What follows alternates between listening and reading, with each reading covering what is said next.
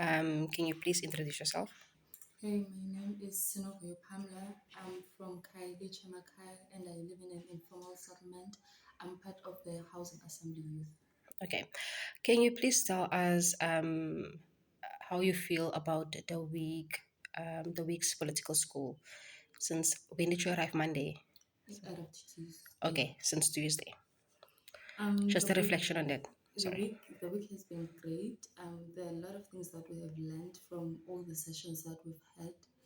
Um, it was a very fruitful week, and especially for people like us that are really struggling with housing. So we got to get strategies on how to deal with it and how to face the government with this issue.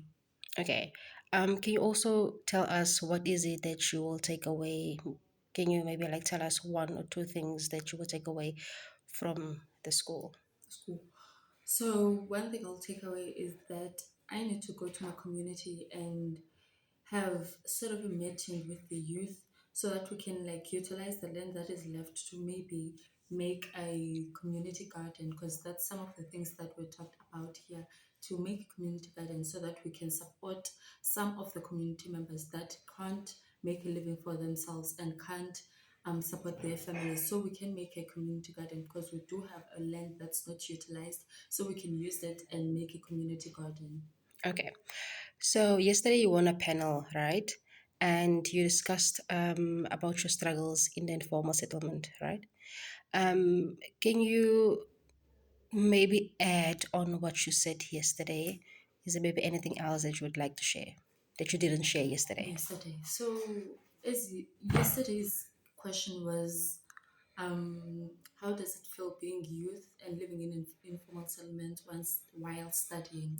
So, living in an informal settlement is not a nice thing. We all know that. So, when you're a student and living in an informal settlement, there are certain things that you can't do because you have the smaller space. Let's say, for an example, studying during the day, you can't because you have such a small space that your sisters are here, your parents are here, everyone is here, so you can't even focus. So you have to wait till at night.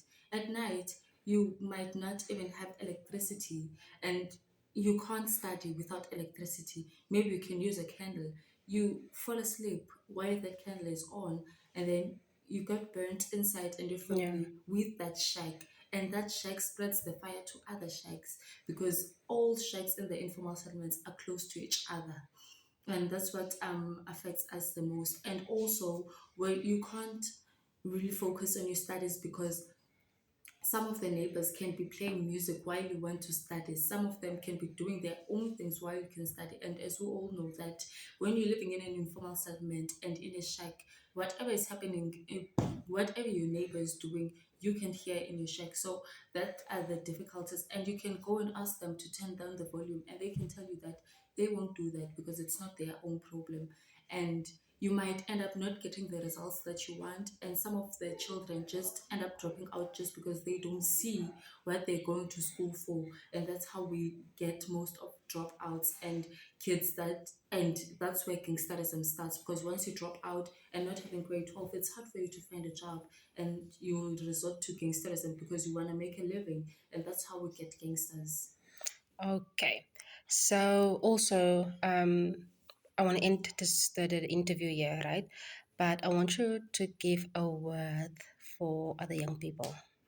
So, what I would say to other young people is that they must join the struggle because the struggle is real. Us sitting in corners on weekends and drinking alcohol is not going to help us. It's not going to get us out of the trouble that we're in unless we get up and fight, because our mothers tomorrow are not going to be here.